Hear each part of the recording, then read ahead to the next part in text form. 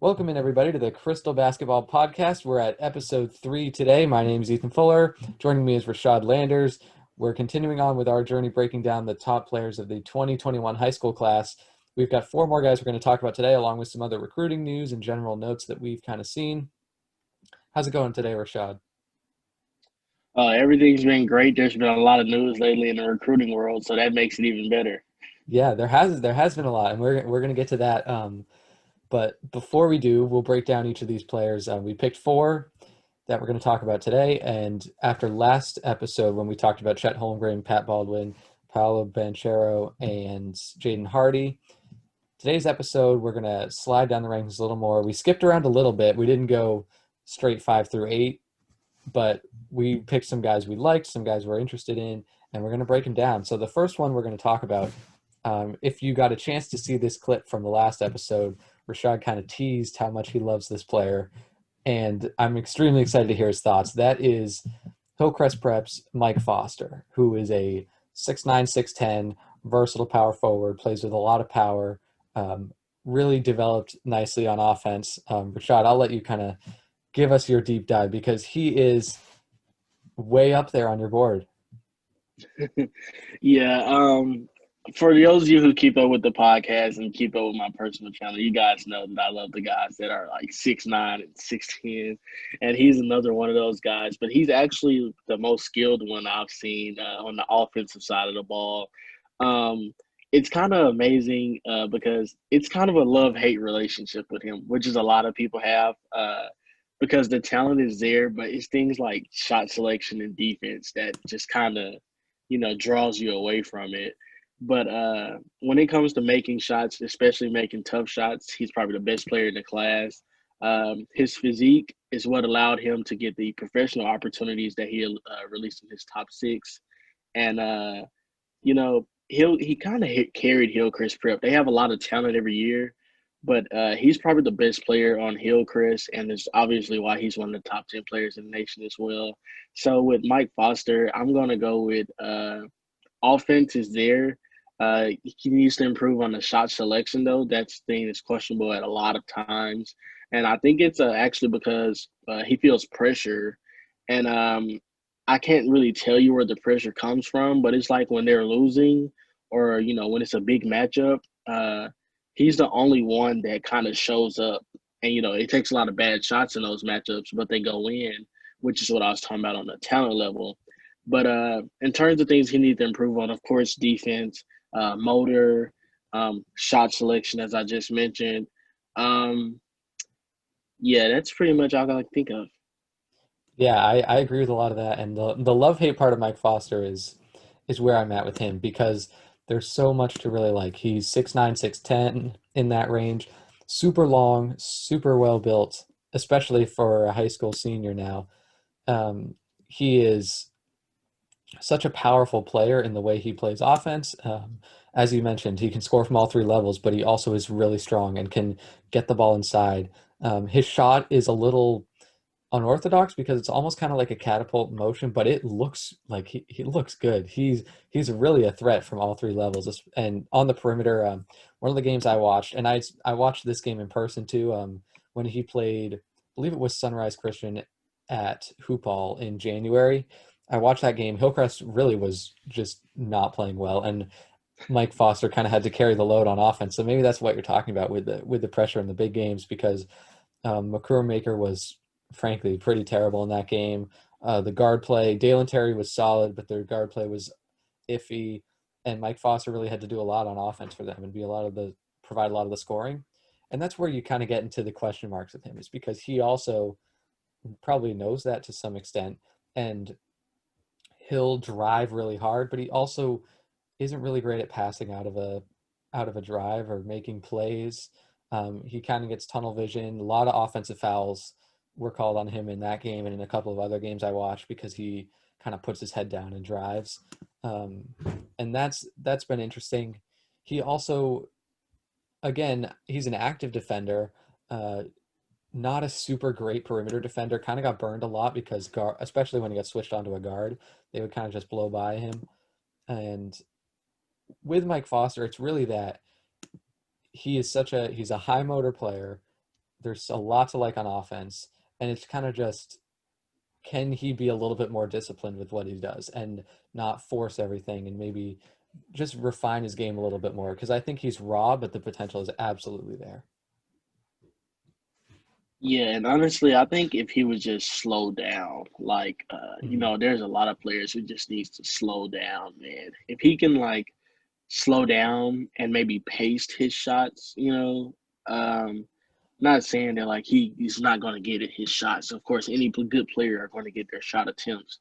But if he could play the game at a pace where he's comfortable instead of playing most of the time, what he does is plays the other team's pace, or it's really not his fault though. I feel like Dalen Terry, who is one of my favorite guards as well, but he has a lot to improve on as well when it comes to just controlling the game and stuff like that. So I mean, if he plays with a good point guard, I think Mike Foster can really just improve by playing with a great, skilled point guard. Yeah, I definitely see that. And I think it also kind of confused me the way that Hillcrest Prep used him. They used him out of the post a lot. And Foster, I mean, he's pretty good in the post, and I don't blame them for that part, but it also just seemed like he could be so much more if you gave him chances on the perimeter and maybe opened up some space for him. And maybe that's where a good point guard helps, that can break down a defense and then give him an easier chance to score. So maybe, yeah, maybe that's what helps him out. You mentioned the list of, I won't even call it schools, really. It's just kind of destinations for him next. And it's probably one of the more unique lists that we've ever seen from a prospect. He's got the colleges he mentioned are Georgia, Florida State, Western Illinois, and Grambling State. And then he also put out four professional options: China, Germany, Australia, and then the G League program. What do you make of that? I think it's actually like what you have seen. Times have changed. The pro options for, in my opinion, top 20 recruits. Outside of that, you really shouldn't take the pro option. It's just my opinion. Mhm. But for these top 20, especially top 10 guys, you're seeing the professional route, become a better angle. When it comes to the schools in that list, UGA, I don't see it. FSU, I can see that a lot. Leonard Hamilton, he loves those guys just like I do, 6'9", 6'11", with their defense. Western Illinois have no clue what's going on there. And Grambling State, you're starting to see a lot of guys with the HBCUs, and they're trying to change times and stuff. How many guys will actually do it? I don't know, but there's a lot of talk about it. 24/7 says 100% pro. I'm thinking 100% G League in my opinion. Uh, just by the way he plays, you can tell that he feels like he's on another level than everyone else. So I wouldn't be surprised if I see him in the G League. Yeah, I think I pretty much completely agree with you. If it's college, probably Florida State, just because, as you said, he's really the kind of the type of the player they like to go after, that long, rangy, small power forwardy-ish type of player. I mean, Jonathan Isaac, Patrick Williams. There's so many other examples too. But I think the fact that you put four pro options in when you're not even a high school senior basically says, like, yeah, the goal for me is to go pro. And I don't know what that means as far as China and Germany. Australia's had some luck with the recruits they've been able to kind of pull and spend a pro season there, but I agree with you that it's really the G League, especially considering that he doesn't have to worry about putting on muscle or weight that much. I'm obviously every high schooler can, but he's pretty far along in that regard, that he probably will be able to hold up at least against a lot of the physicality of the G League. And so I could see that being a good fit as long as this first year of the program kind of goes smoothly. Yeah, I think basically, when it comes to the G League opinion, he'll wait to see how Jalen Green and their team, how it affects them. Which I don't think it will affect them a lot, especially guys like Jalen Green. But yeah, it'd be interesting to see where he goes. Absolutely. And so to kind of wrap up Foster, because we've talked about him before, you mentioned on the podcast last time that he was your number one guy.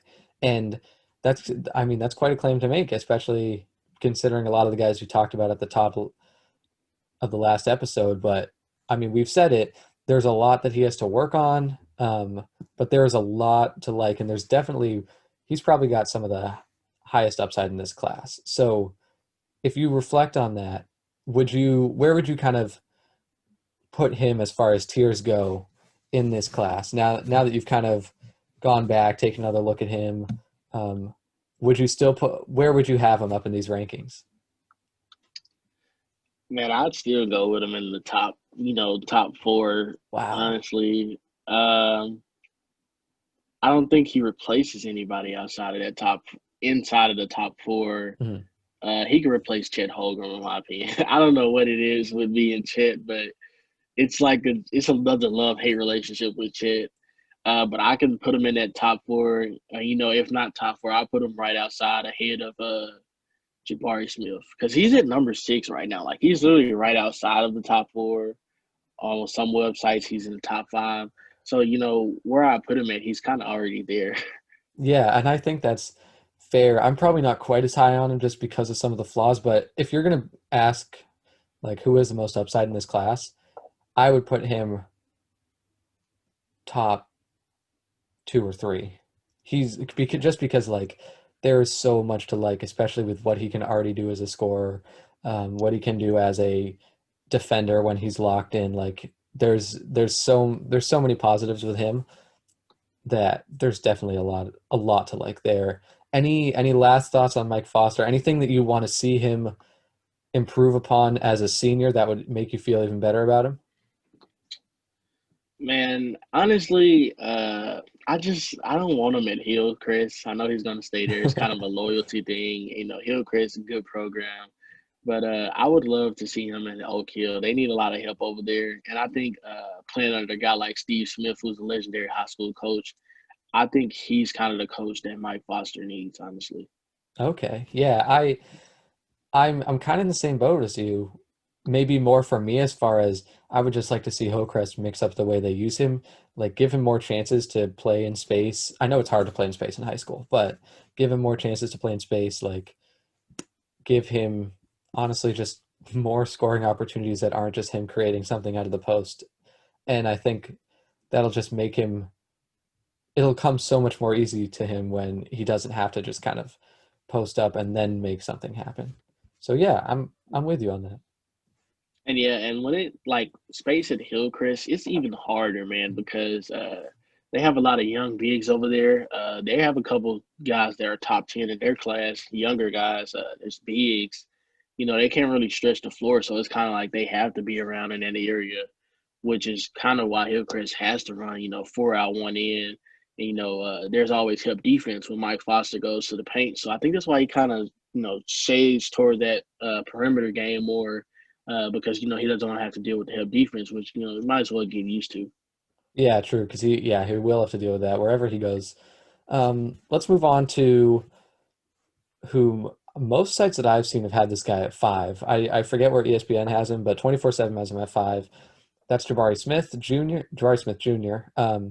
I actually when I was looking up some trying to read about Jabari Smith and get some scouting reports, I found a scouting report from 2000 on his dad when I think he got drafted by the Lakers, or at least maybe this person was looking at him to get drafted by the Lakers, and that was pretty crazy. But Jabari Smith Jr., obviously higher pedigree than his dad, he he was a really kind of strange one for me to watch. I watched there wasn't a whole ton of film, but I found some stuff on him with the Atlanta Celtics, and when I found him, he was the first guy in this class. Actually, maybe I guess I would give Chet Holmgren this too. He was the first guy in this class where I was more impressed by his defense and rebounding than his offense. Yeah. I mean, Jabari Smith, he's kind of like, he's top, he's a top player, but he's not like one of those flashy guys. Mhm. He's a guy that gets it done. That's what we're missing a lot in this class. Somebody that just gets things done. And they play the game with, a different type of maturity. Another thing that like a lot of guys have to improve on. But the thing that carries him is another guy that's 6'9", 6'10", that can do, he has a very mature game. That's what I like about him. But I want to see like what you have to say about him first, and then I kind of go off of you. Okay, sure, yeah. So he was really interesting for me because his what stood out to me right away is he has a nose for the glass. He had I think in this game it was actually this summer, so I wasn't watching an old game, but the Celtics played this summer, and he had I think something like 16 points and 11 rebounds. So he really crashed the glass well. Um, Hunts rebounds, great, fantastic rebounder, and especially as you said, like he's 6'10". He's still pretty skinny, but you could see like he probably grows. I think he's another guy in this class where he could probably add another inch, maybe inch and a half before he's done. And that makes him extremely interesting because he's probably a center, or maybe you could get away with him at the four, but he's probably a center at the next level. And I think that he has the mentality where he could do that. He's a really solid shot blocker. I wouldn't call him elite like Chet Holmgren is, but he does a good job getting hands up, contesting shots, gets into foul trouble sometimes, but generally overall is pretty good at blocking shots. Smart defender. And then on offense, it was really interesting to me because his face-up game is great. Um, Great face-up game. He can hit it from the perimeter. I wouldn't call him a lock yet, but he looks pretty solid. Makes free throws.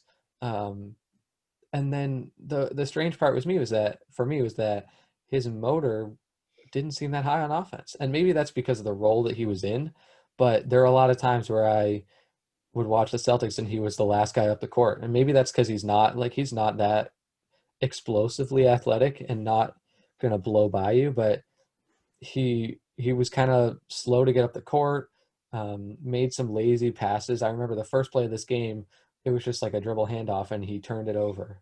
And then they had a fast break later on in the first half, and he just way overthrew JD Davison on a fast break attempt. So he's not a great passer, um, not the most high energy offensive player, but the face up game is there, and especially with the rebounding, like it's a quietly productive game for him, which is what I saw. And yeah, like there's not a lot of flash, but he definitely like contributes to winning in a lot of ways. Yeah, like you said on offense, his face-up game is kind of what he just goes to. Hmm. Even though it doesn't look like a lock, I think his confidence in his jump shot, gets it very close there. He has no problem with pulling up, and that's something I saw a lot, which I don't see a lot from like guys in that range now. Is the mid-range pull-up. And I don't know if it's because he's afraid of contact or, he's not, into the contact game because we don't see a lot of post up games. So, that's another thing that can make that assumption. But when he catches the ball at the perimeter, it's either shot or, dribble pull up and get you off balance to where he can shoot.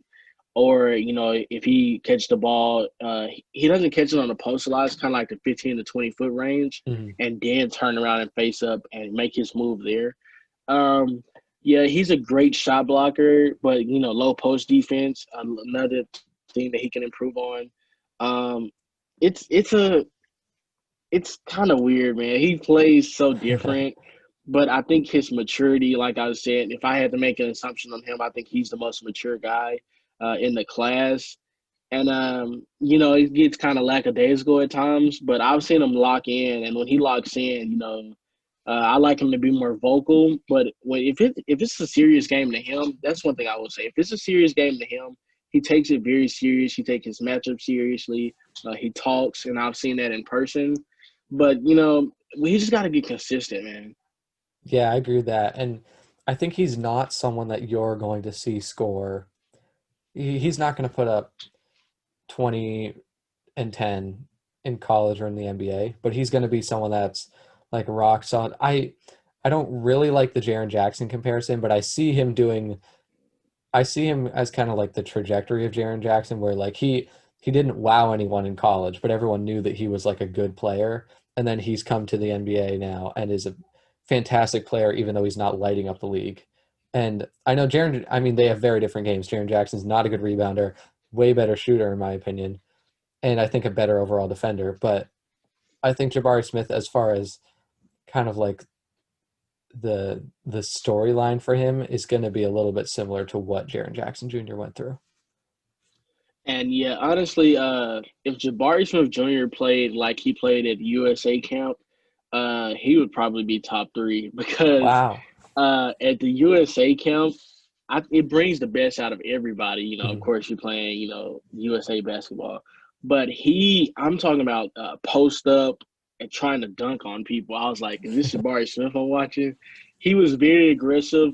We saw him touch the post. We saw him touch the 3 point line, mid range. He acted as a 3 level scorer at the USA camp, and I think I don't know if they brought it out of him or he just felt like he needed to compete. But if he brings that energy level every game, then he could be another guy's top three, top four. Yeah, I agree with that. And so that'll take us in a good direction, right, to where he's going next. Jabari Smith hasn't put out a cut list yet of schools. We talked off air about the tipped and edits thing that came out like last night. They mentioned that it wasn't a cut list, but we could talk about some of those schools as well.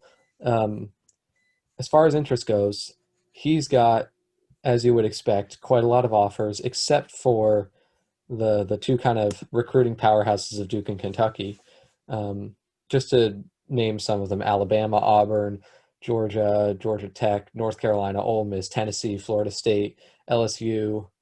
That's all that 24/7 list, but I'm sure that he's probably got a couple more. Um, but those are the big schools. And where do you think is a good fit for someone like him who isn't going to come in and be your number one scoring option, but like is part of a winning team in that way? Um, it's this is one of the weirdest lists I've ever seen for any guy that's around that top five range. Um, Roy Williams, we've seen what he does, with kind of the bigger guys at the 4 and 5. This is obviously a weird list. I wouldn't be surprised if he landed at Georgia, Auburn, or Bama because those are the closer schools to his area. And Auburn, Bruce Pearl, he's doing a lot with the program. There's a lot of bigs at Auburn right now. But with 5-star recruits, they go in and start because it doesn't matter. Yeah. But honestly, I think Georgia or Alabama would be the best fit for him. I like when Nate Oates is doing the Alabama. He needs an interior presence. Um, and he hasn't landed a big recruit. Javon Quinterly's over there, but he transferred from Villanova. So I'm honestly going with Bama or Georgia, man. I don't know how Tom Crean would, use him as we compare Tom Crean to the past. He's more of a guard coach. But yeah, it's between Bama and Georgia or North Carolina. Any of those other schools, I don't quite frankly think they have a chance. Yeah, I like what you said about North Carolina and Alabama too. They've really been Alabama and Auburn both honestly have kind of been two recruiting programs that are on the rise. And I know they've haven't necessarily been bad at recruiting in the past, but they've really kind of taken off in the past couple of years with who they've been able to get. But a big for both teams would be a huge help. The one other team I would toss out, I don't know if I would list this as a top school, but I think LSU is kind of interesting because they too have gotten a lot of solid recruits and done a pretty good job with player development with guys over the last few years. They haven't really done it with bigs as much, which is why I guess that would kind of make sense. They've kind of impressed more with what they've been able to get out of their guards and kind of their wings. But so maybe he's a fit there, but I think I agree with you that a lot of these kind of southern SEC or like area like that schools are ones that kind of jump out to me. And I think I'd agree with you that Alabama, Georgia, I mean UNC still always does a good job with recruiting too, so I wouldn't be surprised at all by that one. Yeah, with the LSU thing, we kind of saw Will Wade touching trouble again this year, and now it's True. kind of disappeared again, like it always does. Like every time it comes up, it goes away. I haven't heard of any sanctions or anything. Uh, you know, if Will Wade drops a bag like he's been doing on all these other players, it would be a surprise if Jabari Smith ends up there as well. But that's another interesting team, though. I don't kind of see it though at the same time because the thing about LSU is, Trendon Watford surprised me. I think he decided to stay, Mhm. but LSU is one of the few teams this year that's actually bringing in like all 10 people, and I've never seen anything like that. because you have the recruiting class, which consisted of like 4 or 5 guys, Yep. and then you have James Akinjo, Sharif O'Neal. There's like 4 like transfers coming in as well. So that's another big thing with LSU. I totally forgot about Sharif O'Neal. That is a wow. I'm excited for him to get to play. Yeah, they're only losing to the draft. What, Skylar Mays, who was he a senior anyway? He might have been a senior Yeah, he was a anyway. senior. Yeah, Um, but Javonte Smart, Emmett Williams, like all those guys from last year came back, and then you bring in like almost 10 guys. I don't see them like they'll recruit, but at the same time, they might not recruit heavy this next year. that's a great point, honestly. That'll be a fun team to watch too with all those guys back. And I mean, I guess it sounds like from that way, Sharif probably won't get a whole ton of time this year, but you never know. It depends. I don't know where he's at really with his health, but hopefully he's back.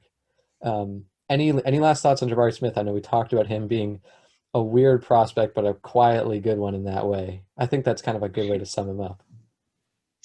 Yeah, that's pretty much all from me. Yeah, same. So we'll head to. I actually really liked watching this guy.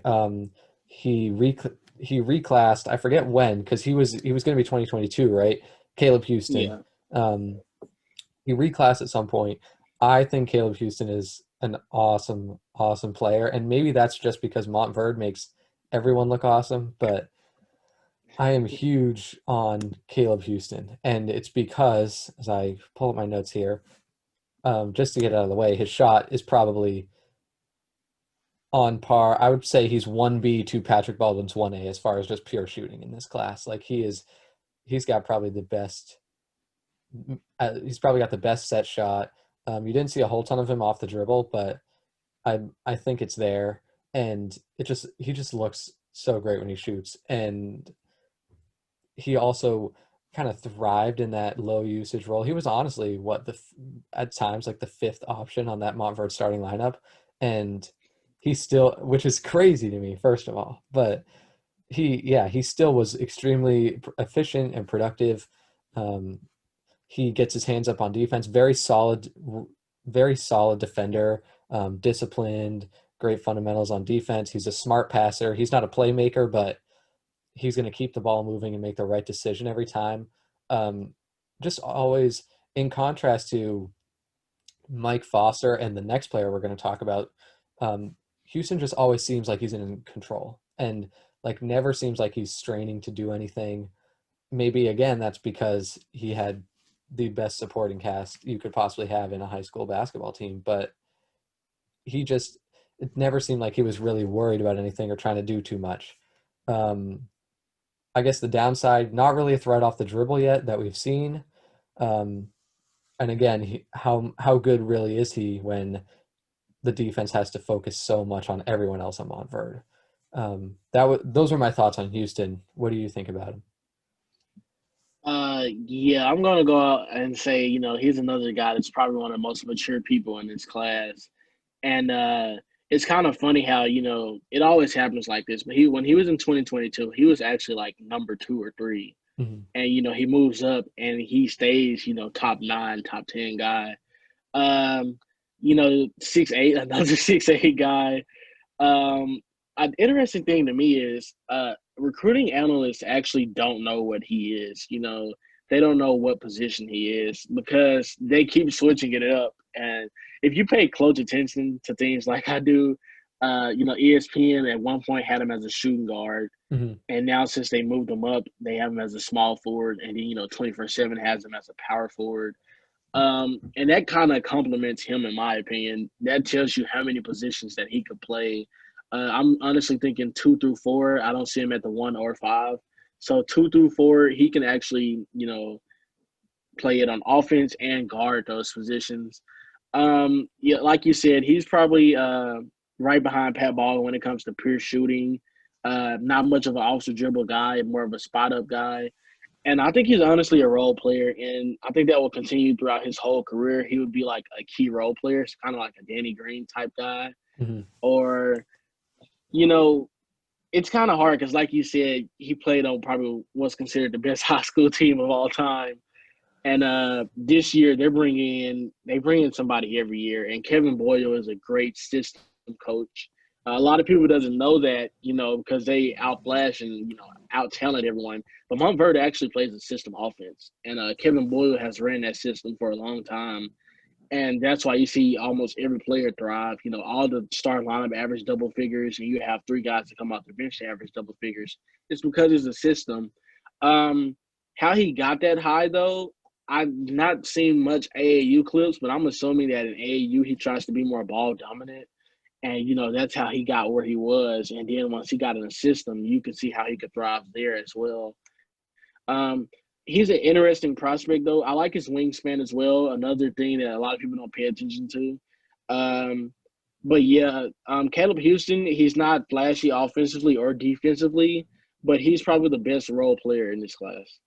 Yeah, I love that kind of trajectory for him because yeah, he's not going to kind of be a go-to scorer. He's not going to be a creator. Um, he's not going to be like your anchor on defense, but he's going to do a little bit of everything.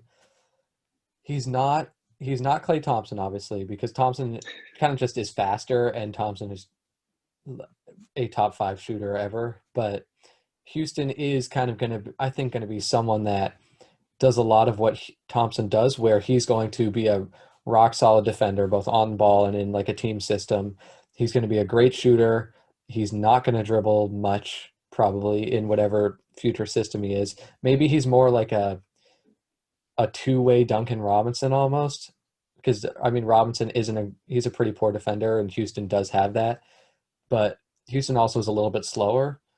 Either way, like this is a guy who is an NBA role player. Like he will not win any MVPs, but he will probably win quite a few championships as long as he goes to a half decent team because he is someone that is just exactly what you need, really. And you can never have too many Caleb Houston type players. So he's going to be coveted for sure. Yeah, I like that Duncan Robinson comparison. Except he has a couple inches on Duncan, and like you said, a better defender. Um, Yeah, if he play a role like Duncan Robinson is right now, then of course, teams are going to be, expected to succeed. But if he could get into at least the handle that Tyler Hero has, then he could play a much bigger role. Mhm. Still don't see him becoming a superstar, but he can become a better player and score even more. Yeah, I completely agree with that. And Houston, we mentioned this off air, not a huge social media presence, so we don't see any, don't see a lot of lists. He's someone we'll have to head to the 24/7 offer list. I can read these down for you and let me know what you think. So we've got uh, what 24/7 lists as warm interest are Arizona, Duke, Gonzaga, and Oregon. You also have programs like Alabama, Arkansas, send him an offer, Maryland, Michigan, Michigan State, UNC, Tennessee, Virginia. Oh, Michigan State's on here twice. That's weird. Seton Hall, and they have Villanova, who hasn't offered him, but they're on the list. So that's kind of the list of schools. You don't see Kentucky on there, which is kind of interesting, but otherwise it's a lot of the big name programs that you'd expect. Yeah, the only way I see him coming to Arkansas is if Moses recruit him. Yeah. But the I want to pay attention to the warm schools. Out of the warm schools, I think all of them fit except Arizona. I don't see him fitting under Sean Miller program. He's not a Sean Miller guy in my opinion. But Duke, they're for the 6'8", 6'9" guys. They love them. Yeah. We've already talked about how they develop guys like that in the past podcast. With Payalo and them there though, AJ Griffin and all them, and then Pat Baldwin having 100% crystal ball to Duke. I ruled Duke out. It's too much going on. A lot of guys that he probably wouldn't want to play alongside to get along. Fight for a position for. So I rule out Duke and Arizona. Gonzaga, I can see it a lot though. And Oregon, Oregon is a great program, man. I think that's what a lot of people, forget. Oregon, they're a power five in college basketball. And, they're not a blue blood, but they are up there, probably right under them, in my opinion. So honestly, either Gonzaga or Oregon. And if it came down to those two, I'm going to go with Mark Few and Gonzaga. Yeah, I think the rationale there is great. Duke, as you said, like I think he would be a really cool fit there because Duke, one, obviously their development with freshmen is great. Two, they also do a great job kind of using their shooters, even when it's like the random guys off the bench who are not recruited at all, who just suddenly become snipers like Jack White. Um, Alex O'Connell. yeah, so imagine what they did with Caleb Houston in that sense. But yeah, like just trying to figure out positions, he's probably not going to be there unless you went with a massive, and I know this would be fun, but you went like Caleb Houston, AJ Griffin, Pat Baldwin, Paolo Banchero, and then like Trevor Keels at point guard, which would be awesome, but it's probably not going to happen. I Um, run it, and that's something great too, because Duke likes to run that 2-3 a lot. So imagine the size and length on that 2-3. yeah, it'd be a matchup nightmare. I just couldn't. I don't know if I could see all of them kind of fitting in that well.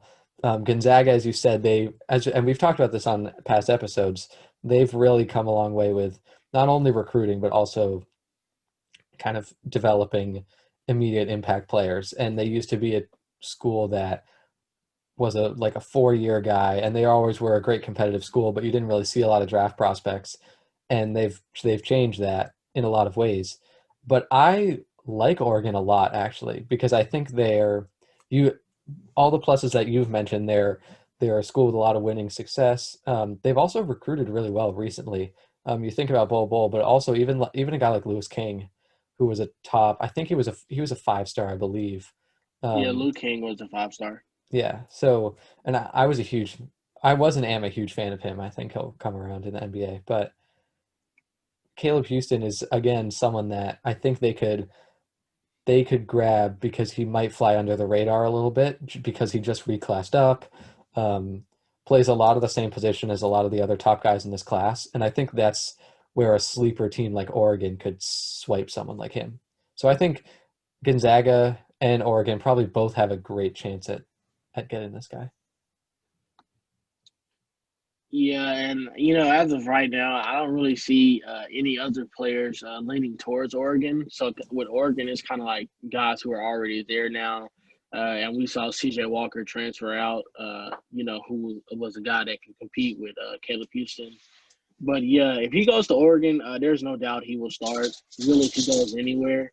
But Oregon, yeah, like I said, Oregon or Gonzaga, man, it's two best fits. Yeah, agreed. Um, so any remaining thoughts on Caleb Houston? If I were to put this guy in these rankings, man, it's tough because like his upside isn't that high, but he's such a he's such a great translatable player. I would probably put him in like 5, 6, or 7, which is kind of where he is right now, but that's where I'd probably stick him. Yeah, and like you were saying, I'll keep him right there as well because this is for the first time in a long time that we've seen a top 10 recruit that's kind of like a role player guy. Hmm. And I think that says a lot about what Paul Biancardi thinks about Caleb Houston and his upside and basically potential to get to the NBA. Because with a guy like that, NBA is there. He can go to college and honestly, I think he can miss and still go to the NBA. Yeah, definitely. Just his tools. He's pretty well built too. I know 24/7 has him at 6'8", 205. So obviously he can always get stronger, but that's pretty good size. Yeah, so that's Caleb Houston. Our last player, uh, he's ranked 13, I believe, in the 24/7 composite rankings, but he's someone that's kind of all over the place on different rankings, and that is Kennedy Chandler, who for me was a really interesting watch. As I pull up my notes, he first of all, what you notice about him, he has just got blazing speed. I think to me, just if you're just going to put him in a foot race, he's probably the fastest guy that I've watched in this class. He just is so fast in the open court, especially. His first step is almost unbeatable. I was watching him with Briarcrest, and he just blows by his defender when he gets a first step. He's so tough to stop, and he's a really good ball handler as you'd expect from kind of a lead guard. Finishes well at the rim, the thing with him to me was that he is inconsistent from the perimeter. He missed a lot of free throws in the game that I watched, which was kind of concerning. His shot looks fine, but he was kind of up and down. He also didn't get a lot of perimeter attempts. He plays so fast sometimes that he almost seems out of control. He lost the ball on a couple of occasions just because he kind of was going downhill way too fast. Missed a open transition dunk because he was just flying. Like he's so fast. And I think he just caught himself off guard.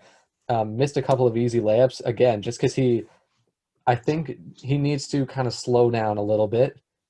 And it's easy for him because his speed is such an advantage. And I think if he slows down, relies on his ball handling a little bit, because he's a good ball handler, I think that'll give him more chances and not just have him kind of blowing by all of his attempts. He's also a little undersized. He's 6'1". Uh, I've seen him listed at 165, which is pretty small. And that's definitely going to be an issue at whatever the next level is. But I do think him transferring to Sunrise Christian Academy is big because they're a winning program. And I think they're going to let him be kind of the floor general like he was at Briarcrest. And that'll be really cool to watch. Yeah, I think the reason he played so fast at Briarcrest is because he had to. He was honestly the only player they had, Hmm. for being honest, because they lost actually to a local school in Arkansas, uh, which had no business beating any 5 star.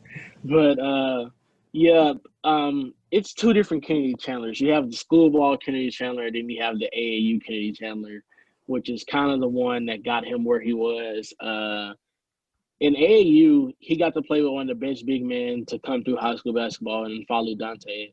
And outside of that, it was just him, Dante, and role players. And he kind of controlled the whole game. He controlled the pace. He shifted paces. He sped up. He slowed down. In AAU, we saw him dunk on Jalen Green. Yes. It wasn't a full dunk on, but we saw it there. He's probably the best point guard, which is why a lot of sites have him as number one point guard. He's probably the best point guard in this class, no doubt. Um, in terms of his game, though, I would like to see him get more confident in the jump shot. It's kind of like you said, speed, first step, getting downhill. Those are what he looked to do more. But if he can get more confidence in his jump shot, that can make him, even more lethal player.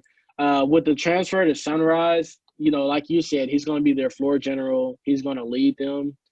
And he's going to get to play around some talent finally for his high school career Hmm. during school ball. He's going to play against better competition as well, though. It'll be interesting to see how he gets along and compliments Kendall T. Brown, another 5 star at Sunrise. He gets to play with a big again, kind of gets to play his guard position instead of having to do too much at Briarcrest. I think he settles in, and I honestly wouldn't be surprised if his ranking goes up just by playing more competition and playing with more talent and, getting to see him better. Yeah, I think I agree with a lot of that. My question at Sunrise, and I'll ask this to you too, is do you think he's going to be able to hold up from a size perspective especially when he's playing against some of this better competition? Yeah, I think he'll be able to hold up, honestly, because watching him play EYBL, which, a lot of times he was, small there, he was able to hold his own a lot on EYBL. Uh, with him, you cannot run a switch defense though. You have to run where, guard switch and bigs kind of hedge or ice because honestly, you can't switch with him. You know how small he is, and Sunrise doesn't do that anyways. I know a lot about Sunrise. My cousin actually played there this past year, so Oh, yeah. So Sunrise, they kind of on defense, their scheme is kind of, keep the big inside. So kind of 4 out, 1 in defense. All 4 guards switch. They don't like to run two bigs. So all 4 guards switch and the big kind of protects the paint. And they have a decent big over there. I think he holds his own, especially on offense and defense. If he could just move his feet, lateral quickness, keep that up. I think he fits in well.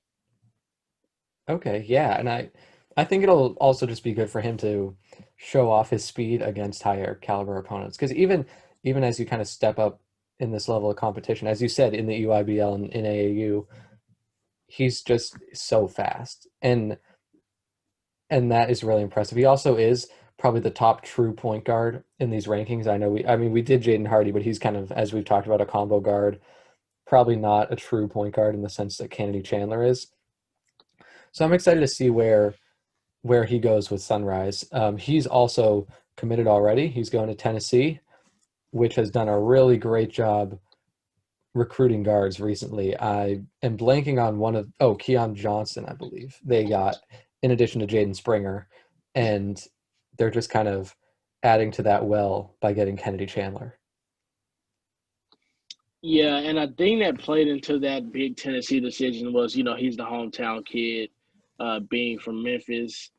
So, why not, play for your home state, who's actually a decent program. And, Mhm. going back to Grant Williams and Admiral Schofield, they kind of fell off this year. It was a transitioning period. But I look to see them get right back up this year. Like you said, Jaden Springer, Keon, all those guys. And they have a point guard there that's actually from overseas. He came mid-season last year and he's a Oh, stud, kind of like a Ricky Rubio comparison. I like him a lot. Most of their guys are coming back. You don't see lottery picks come out of Tennessee. yeah, So I look to see them next year. They can be a force in the SEC, which has gotten very better this year. yeah, definitely. I agree with that. And they also had, didn't they just get I forget who just recruited this week as we kind of I guess this will kind of help take us into the recruiting news, but someone just committed to Tennessee this week. Yeah, it was Um, a Jemai Mashak. okay, yeah. Yeah, And I don't know too much about him, but is he going to pair well with Kennedy Chandler? he's a guy that I actually haven't paid much attention to as well.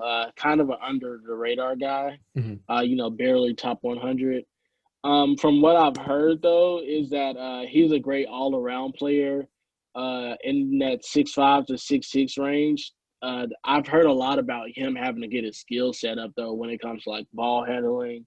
But they said when it comes to the defending and doing little things, he's a great player at that though. Yeah. And Tennessee, I think in all of these guys we've talked about, Tennessee loves to recruit kind of high level guard defenders. So that'll be interesting to see. Um, yeah, so now that we kind of wrapped up these four players, first, before we get into some of the other recruiting news, how would you rank these four? Jabari Smith, Mike Foster, Caleb Houston, Kennedy Chandler. Honestly, I go with Mike Foster, Jabari Smith, Caleb Houston, then Kennedy Chandler. I think I agree with that. I might actually stick Houston over Jabari Smith. Uh, it's tough.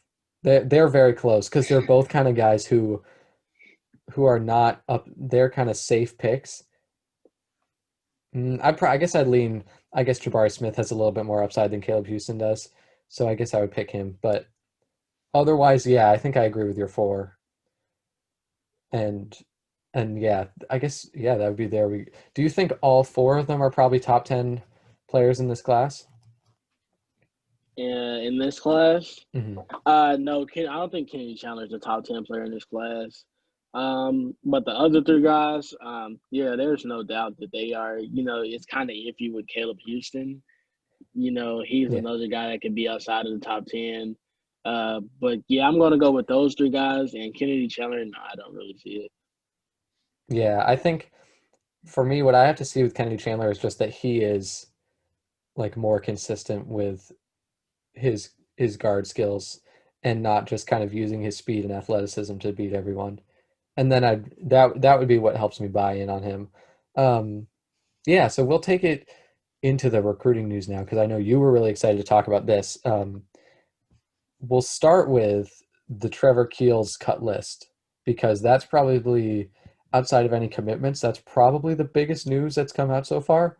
Um, what did you make of that? I believe it was Duke, um, Virginia, and one other school. I forget what it was. Villanova, I Villanova. believe. What do you Yeah. make of that?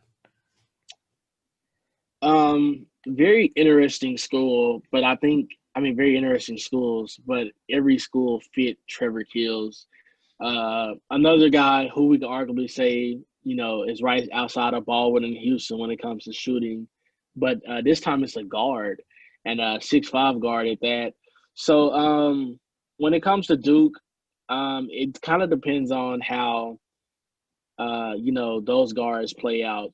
The guards that are there, DJ Stewart, Jeremy Roach. It kind of depends on how they play this year, and then you have. But honestly, this Duke thing, man, I'm going. I think Duke, bro, because Jeremy Roach, who is his high school teammate, I think Jeremy Roach is not one and done, honestly. And if he is one and done, he's going to be second round maybe. And I don't want him to end up like Trayvon Duval. I seriously don't want him to end up like that. Hmm. So I think if Jeremy Roach stays, Trevor Kills is a lock for Duke. Virginia, I don't really see him fitting into the system on defense because he's not a high-oriented defensive guy. And Villanova, another great fit for Jay Wright. It's been a while since they've got like a top shooting guard. And their offense, I think, fits Trevor Kills. So I'm going to go with Duke or Nova, honestly. Yeah, I think it's hard to not pick Duke at this point, considering I mean Duke's Duke, and also everyone's kind of projected him to go to Duke. He'd be a great fit there, and I think the Jeremy Roach thing is a really interesting point. And whether honestly, I mean between him and DJ Stewart, they're probably definitely aren't both going one and done. It's probably only one of them, possibly none of them. So yeah, I mean at least one of them's coming back. That's such a loaded lineup, whether it's Roach or Stewart, Keels, and then the three forwards is crazy. Um, so yeah, I think I agree with you that Duke's probably the top one. Just because also I mean Villanova, they've done a pretty good job recruiting guys. I know Quinterly didn't work out, but they've also got guys like Brian Antoine um, recently, but they are not. I wouldn't call them a recruiting powerhouse. And same thing for Virginia too. Like they get guys from time to time, but they're more kind of 4-year player development programs in that way. Yeah, I'm actually excited to see Brian Antoine. I know he hurt himself, didn't get to play this year, which is very unfortunate. And another thing that was unfortunate was seeing him and Scotty Lewis break up after they basically played every level of basketball together before college. Hmm. Um, I just think he fits in at Nova, man. They really haven't had, a scorer like him. They're another system offense. So we see guys like Jermaine Samuels and Sadiq Bey, who's going to be a top pick this year. Um, they kind of fit into the system from like driving. They didn't have a shooter. Nova needs a shooter. But yeah, I think Duke is a lot. Like I'm saying, this Duke thing, you have Duke, who is a program. Then you have a guy that's considered your best friend who's at Duke, and you don't know how he's going to play. So honestly, I think Trevor Keel's decision, even though he made the top three early, I probably wouldn't be surprised if we don't see his decision come till after his high school season. Wow. Yeah, and that is interesting. And we'll break down Keels maybe in the next episode and sometime soon because he one is a top prospect and two is just I mean a fun guy to watch. So we'll definitely talk about him soon. I also think down the road, this is kind of not really teasing an episode, but I think we should do one because you mentioned Trayvon Duvall, and I think it would be cool to go back through the last, say, like 5 years of high school classes and do kind of a what if episode where we talk about Yeah. like guys like Trayvon Duvall or even like Harry Giles if he didn't get hurt as much or Theo Pinson. And there's so many if you go back and look at the top tens and you think, man, if something had kind of gone differently or if they had made a different decision or played a little bit better, like a lot of fortunes change, especially in college. So I think maybe down the road we can do an episode like that because it'd be cool to look back. Um, I'll let you kind of take over this part. What was some of the other recruiting news that popped out to you this week? Yeah, and before I go to the recruiting news real quick, now that I look at Duke's roster, I'm gonna be honest, Jeremy Roach and DJ Stewart might both go one and done because there are like no other guards at all. Wow. Like Wendell Moore, I mean, unless you play him at the two, which he's really like a natural three, and Jordan Goldwire, who's obviously just not going to spark the world because he's more of a role player guy. DJ Stewart and Jeremy Roach are literally the only guards that Duke has, and I don't know if that's going to be a problem this year. if one of those guys get in foul trouble. But that's weird seeing Duke only have like two guards to go to. How do you feel about that? Yeah, I mean, I'm looking down there. They didn't. I'm. It's tough to say this about Duke because we're used to Duke just raking in five-star players, and they obviously still had a great kind of recruiting season. But yeah, I'm looking at the guys they got. I'm very high on DJ Stewart. I like him a lot, but a lot of where they went were kind of bigs. I mean, you had Mark Williams, Jamin Brakefield, obviously Jalen Johnson was kind of their big get. And yeah, looking at their guard roster, I mean, you have Trey Jones leaving for the draft. Um, and that's kind of it. Like there are a lot of holes that need to be filled. And I know Duke always is a team that you don't really need to worry about depth that much because they'll bring out, like we said earlier, the random sniper who will kind of be your sixth man spark as a guard. But yeah, there's going to be a lot of playing time for Stewart this year, and then Jeremy Roach this year. And you're probably what you're playing them both at one and the two. I don't know. I'm trying to check both their sizes. So Roach is 6'2", Stewart is 6'3". You could probably play Stewart at the two. He is a combo guard. Roach is more of a point guard. And that's kind of what you do. And they could both go one and done. I feel like it's hard. It's hard to have a guard tandem go one and done. And you only see that really at like Kentucky. Kentucky where they just rake in guards and they always have at least two. I guess Arizona's doing it this year too with Josh Green and Nico Mannion, but it's hard to have both your starting guards go one and done because usually one kind of takes over, one takes a back seat. But I like both these guys, so they could definitely both do it. I also do want to shout out PBI is one of my favorite high school just rosters that they have right now. We've talked about Roach, we've talked about Trevor Keels. Doug McDaniel, I'm also such a huge fan of. He's 2022, I believe. He's only 5'9", super small guard who is just such a pest on defense. Really fast, just plays with such heart and energy that I do. Yeah, I do want to shout out Doug McDaniel and really that PBI rotation of guards was so much fun to watch this year, and hopefully they have something like that next year. Yeah, and honestly, I said this on my personal channel, man. The conference, I can't think of it. I can never think of the name of it, but that conference that they play in that DMV area, Mhm. which has Demata and all of them in there, that's probably the best conference in high school basketball. It's very competitive. Good teams. You see a lot of the teams playing outside of the conference on national schedule. So, Doug McDaniel was a great guy. They're never just really just super big over there, but every guy plays a role, and that's what I like about their school as well. Yeah, I completely agree with that. I'm looking up their conference right now. It's the Washington Catholic Athletic Conference. Yeah, WCAC. WCAC. Yeah. Yeah. That Um, conference right there, man, it's legit.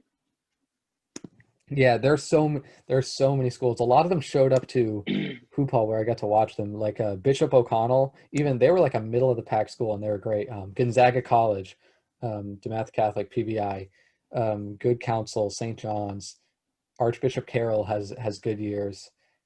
They're so good. Yeah, absolutely. I'd probably agree with you. Best conference in high school because I mean the DMV also is probably a top two or three hotbed of basketball talent in the country. So Yeah. yeah, I guess back to that was kind of our side tangent about Trevor Keels and the DMV.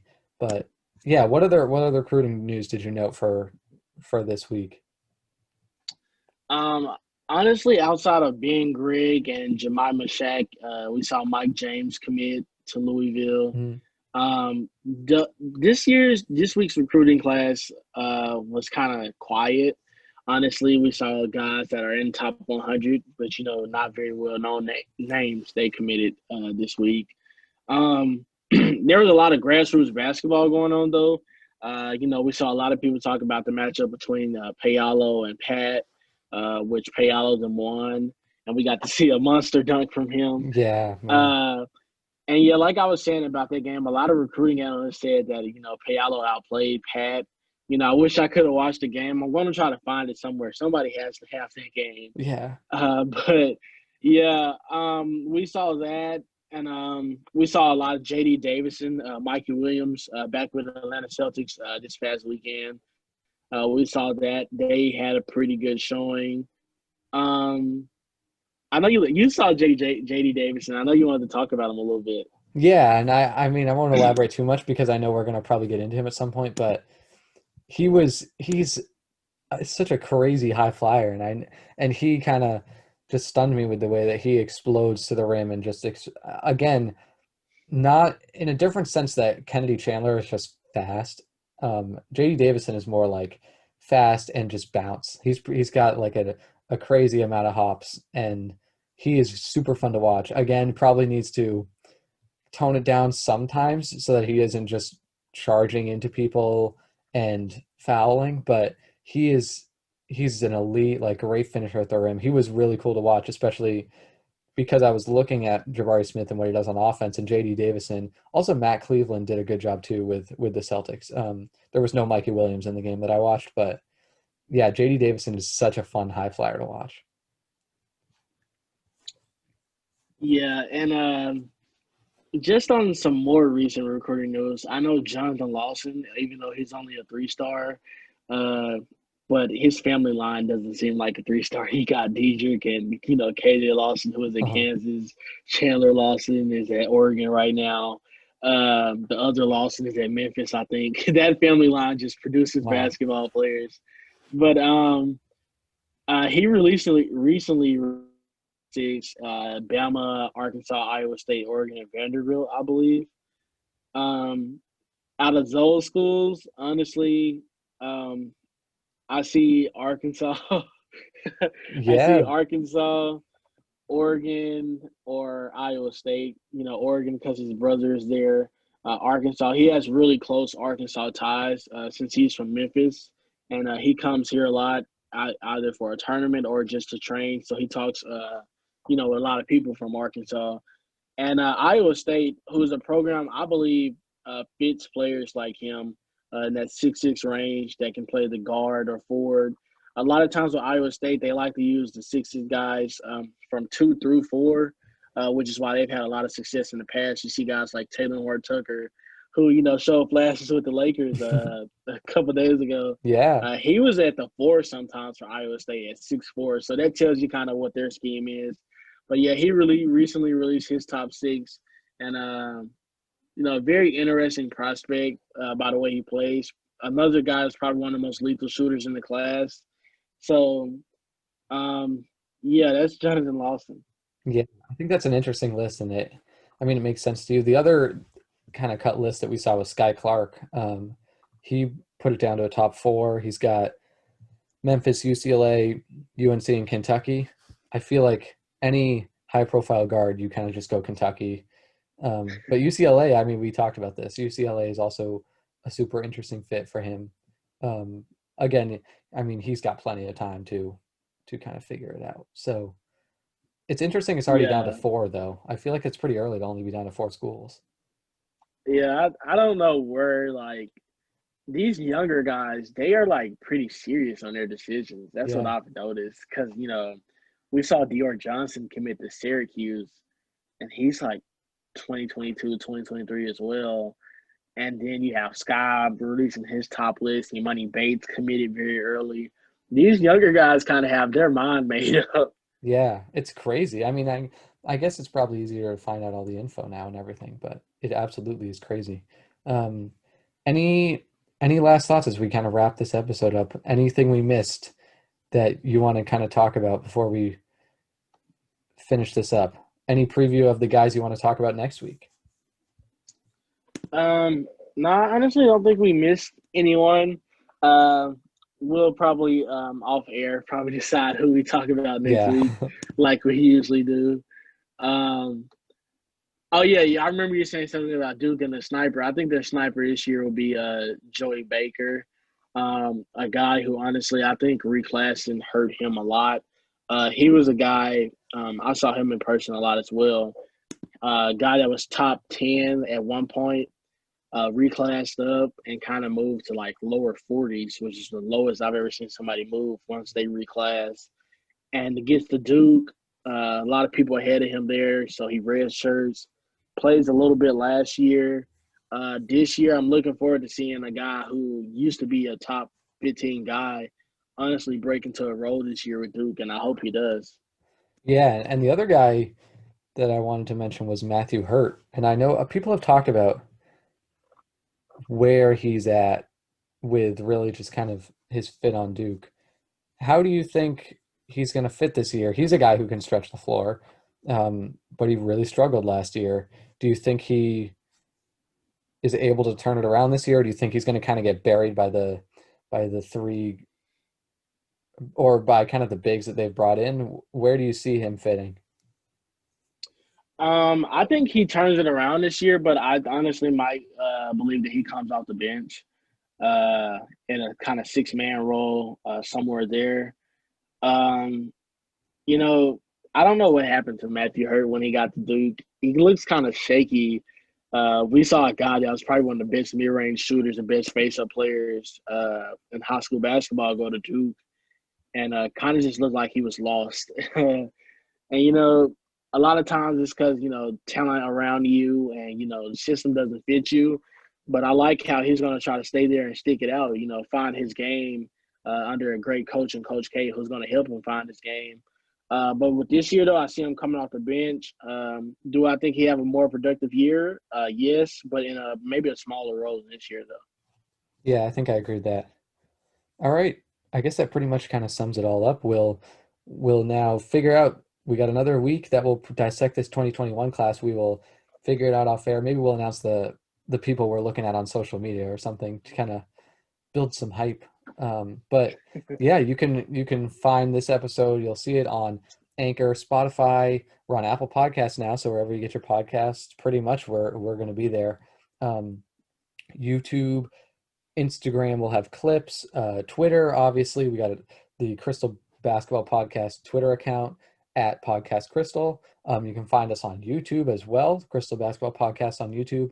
Um, and yeah, that's pretty much, I feel like we covered all the bases as far as available streaming platforms. So make sure you check out this episode. If you missed last week's on the top four prospects in this class, definitely want to check that out too to kind of give you a summary of where the top tier is. Otherwise, we'll be back at you with another episode next week. Thanks so much for joining us. We'll see you next time.